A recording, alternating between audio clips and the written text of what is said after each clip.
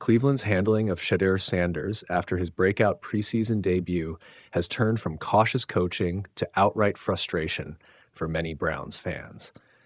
After the rookie's impressive 14 for 23, 138-yard outing with 2 touchdowns against the Carolina Panthers, supporters expected the team to ride the momentum and at least reward him with more first-team looks in practice. Instead, Monday's depth chart shuffle, with Joe Flacco back with the starters, while Sanders and Dillon Gabriel rotated with the second and third string units, felt like another gut punch to a fan base already suspicious of the front office's QB logic. On the surface, Kevin Stefanski's comments were measured and sensible.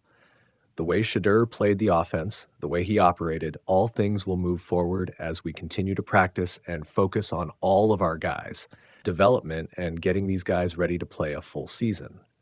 But language meant to calm often has the opposite effect when expectations are high. The optics of keeping a rookie who outplayed defensive looks under real game conditions away from starter reps rubbed many the wrong way, especially after Stefanski publicly praised Sanders' poise and decision-making. Context matters. The Browns went into camp with a crowded room. Veteran Joe Flacco, former first-rounder Kenny Pickett, nursing a hamstring, third-round pick Dillon Gabriel, and fifth-round flyer Shedeur Sanders. Flacco, with his age and experience, was always going to be given priority in the early reps as Cleveland balances short-term competitiveness with long-term evaluation. The team also reportedly plans to treat joint practices with Philadelphia as starter-heavy sessions, which explains some of the rep distribution. Still, fans point to Sanders' game tape, 2 clean TD drives, a 111.9 passer rating in his limited action, mobility that created first downs, and ask, why not accelerate his development with the first offense? Players in the building notice, and the positive reaction to Sanders' debut wasn't limited to social media.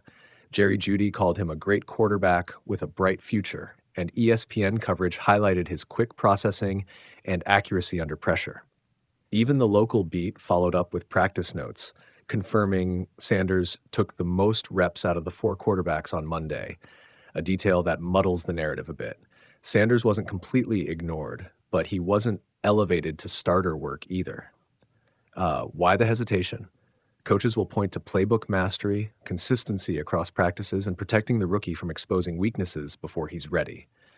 There's also the investment logic. Teams tend to favor veterans or higher drafted players early on. And then there's the political reality in Cleveland, a franchise known for rapid decision-making and little patience. They're balancing development with optics, ticket holder expectations, and a genuine desire to field a competitive Week 1 team. Where does this leave Sanders? For now, he's in the eye of a perfect preseason storm. High expectations, limited reps, enormous media attention because of his pedigree, and a coaching staff trying to manage everything without tipping its hand. The next joint practices and the upcoming preseason game against the Eagles will be pivotal. If Stefanski gives Sanders significant starter snaps and he continues to perform, the conversation will be impossible to ignore. If Sanders drifts back into the 4th-string role during meaningful reps, fans will see it as more proof the Browns are unserious about evaluating him. Either way, the Browns have created an intriguing dilemma. Rewarding a hot-hand rookie could jumpstart an offense and galvanize a fan base. Keeping the veteran-led, laddered approach could protect the team in the short term, but risk alienating fans who believe they just watched a potential starter play with NFL poise. Cleveland's next moves will tell us which route they intend to take.